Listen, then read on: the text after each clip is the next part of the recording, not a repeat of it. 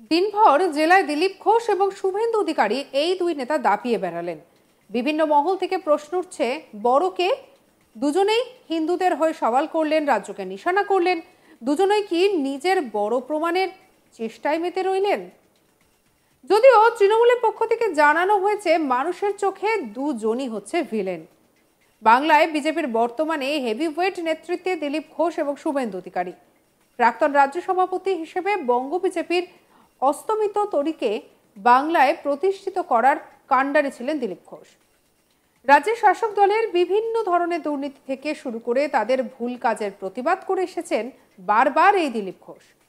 রাজ্যের বিভিন্ন জেলায় তিনি একাধিকবার দলীয় কাজে সংগঠকদের সঙ্গে বসে আলোচনা করেছেন, সুপরামর্শ দিয়েছেন। সেই কথা মতো রাজ্যের বিভিন্ন জেলায় সংগঠনও বেড়েছে।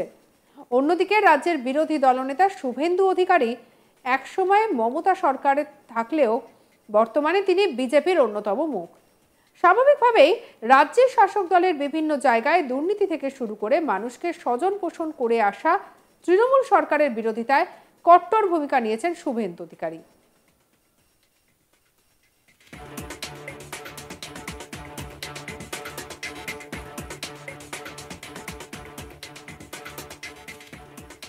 শুক্রবার মালদা জেলার মোথাবাড়িতে এসে বিভিন্ন জায়গায় আক্রান্ত পরিবারের সঙ্গে দেখা করেন তিনি।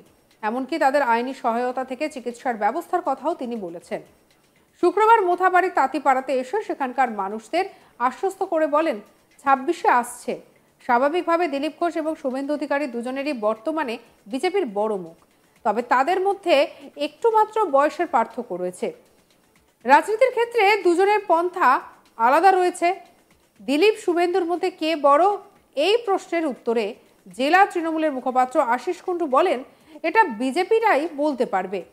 যারা নেতা আছেন তারা বলতে পারবেন কে বড় কে ছোট। মানুষের চোখে বাংলার রাজনৈতিক প্রেক্ষাপটে বিজেপি দলের অস্তিত্ব ছিল 2021 সালে 77 জন এমএলএ। আজকে আমাদের সেনাপতি যদি দরজা খুলে দেয়, বিজেপির ঘরটা ফাঁকা হয়ে যাবে। আমি এটা বাংলা নিয়ে বলছি, দায়িত্ব নিয়ে বলছি। হিন্দু মুসলিম বিভাজনের কথা বলে বাংলার মানুষের মন টলানো যাবে না। বাংলার মানুষ উন্নয়ন চায়, কন্যাশ্রীর টাকা চায়। দিলীপ বাবু এবং শুভেন্দু ওরা যে সাম্প্রদায়িক রাজনীতি করে তা বর্জন করেছে। কি বলছেন শুনবো।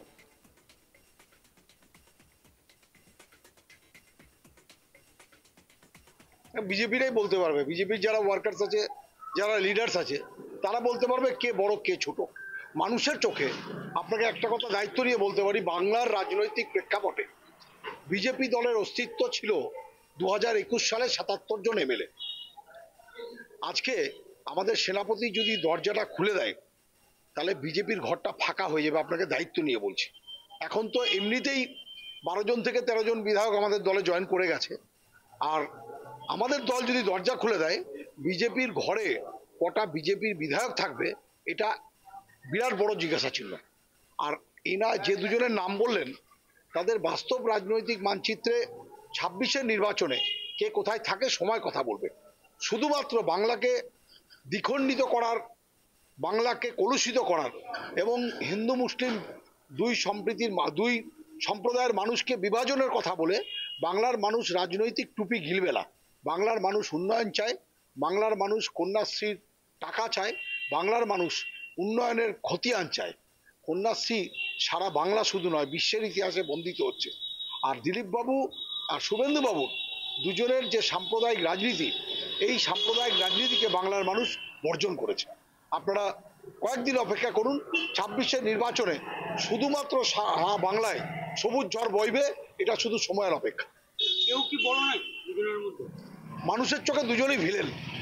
মানুষের চোখে দুজন ভিলেন বলেই এদের ঘর থেকে সমস্ত বিধায়কগুলো চলে এসে উন্নয়নের হাতিয়ারে হাত মিলাতে বাংলার জননেত্রী মমতা বন্দ্যোপাধ্যায়ের হাত ধরছে।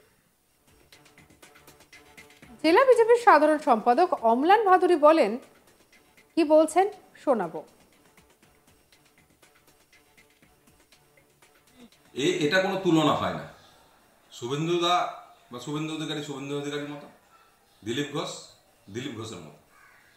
দিলীপ ঘোষ বিজেপির যখন ভোটের পার্সেন্টেজটা কম ছিল, সেখান থেকে তিনি লড়াই করে যে জায়গায় বিজেপিকে নিয়ে গেছেন, এটা সত্যিই মানে সারা পশ্চিমবঙ্গের মানুষের কাছে একটা শ্রদ্ধার জায়গা রাখছেন তিনি।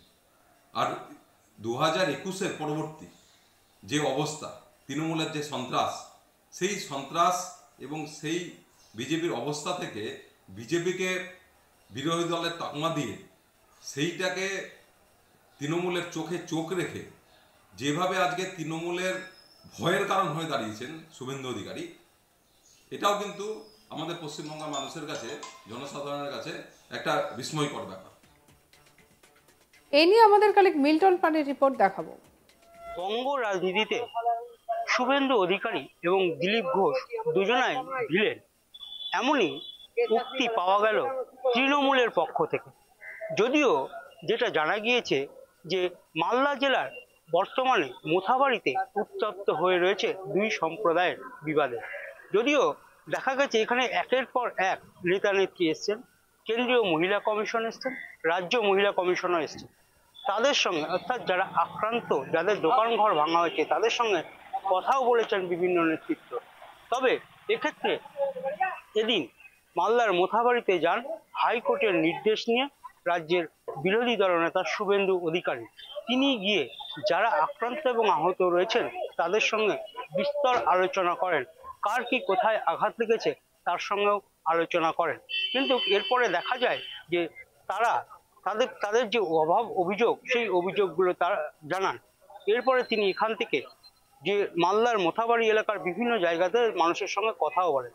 পাশাপাশি কালকে থেকেই দিলীপ ঘোষ, যিনি একসময় প্রাক্তন রাজ্য সভাপতি ছিলেন, বর্তমানে তিনি প্রাক্তন রাজ্য সভাপতি, তিনিও মালদা জেলায় কালকে এসেছেন এবং মালদার ভারত বাংলাদেশ সীমান্তবর্তী এলাকাতে চায়ে পে চর্চা অনুষ্ঠানে যোগ দেন এবং যোগ দেওয়ার পরে সেখানে মানুষের সঙ্গে কথাবার্তা করেন এবং তাদের মত বিনিময় করেন যে তাদের সেখানে কি অসুবিধা হচ্ছে। এবং মালদা জেলা জুড়ে একটা বিস্তর অশান্তির পরিবেশ সৃষ্টি হয়েছে। সেই অশান্তির পরিবেশ এবং বর্তমানে প্রায় 26,000 শিক্ষকের চাকরি চলে গেছে। 2016 সালের প্যানেল বাতিল হয়েছে কোর্টের নির্দেশে। কিন্তু এরপরে দেখা গেছে যারা এই বাতিল হয়েছে শিক্ষকেরা, তারা চাকরিহারা হয়ে বিভিন্ন জায়গায় বিভিন্ন রকম আন্দোলনও করছেন। এ বিষয়ে আজ মালদার জেলা শাসক দপ্তরে ঘেরাও অভিযান ছিল বিজেপির। সেখানেও দিলীপ ঘোষকে দেখা গেল তার নিজস্ব মূর্তিতে, অর্থাৎ নিজস্ব যে মহিমা, সেই মহিমা দেখা দিল। এই মহিমায় দাঁড়িয়ে জেলা শাসককেও বিঁধলেন, যেমন তেমনি রাজ্যের মুখ্যমন্ত্রী তাকেও বুঝলেন। এই যে টাকা, অর্থাৎ যারা টাকা নিয়েছেন তাদেরকে সেই টাকা ফেরতের কথাও জানাচ্ছেন দিলীপ ঘোষ। তারপরেও দেখা গেছে দুই রাজনৈতিক নেতা শুভেন্দু অধিকারী এবং দিলীপ ঘোষ তারা নিজ নিজ ভাবে তাদের যে কর্মসূচি সেগুলো করেছেন। কিন্তু কে বড়, এই প্রশ্নের উত্তরে যা তৃণমূল নেতৃত্ব জানাচ্ছেন যে এদের মধ্যে কেউই বড় নয়, কারণ এরা উন্নয়ন বুঝে না, উন্নয়নের কাজ বুঝেন না, আর যার ফলে এরা দুর্নীতির সঙ্গে যুক্ত হয়ে পড়েছেন এবং এমনকি এরা উস্কানিমূলক কাজ করেন। যেখানেই যান সেখানেই উস্কানিমূলক কথাবার্তা বলেন। এরা উন্নয়ন বোঝে না, আর যেই কারণে এদের মধ্যে কেউই বড় নয়। সবাই এখানকার যে শুভেন্দু অধিকারী এবং দিলীপ ঘোষ রয়েছে তারা মানুষের কাছে থাকে না, মানুষের পাশে থাকে না, শুধু মানুষকে উস্কানি দিয়ে এরা নেতৃত্ব বড় হতে চায়, কিন্তু তারা বাস্তবে কেউই বড় নয়। সঙ্গে রাখুন আজ তাক বাংলার ইউটিউব চ্যানেলকে। অন্যান্য খবরের জন্য সাবস্ক্রাইব করুন, লাইক করুন, শেয়ার করুন।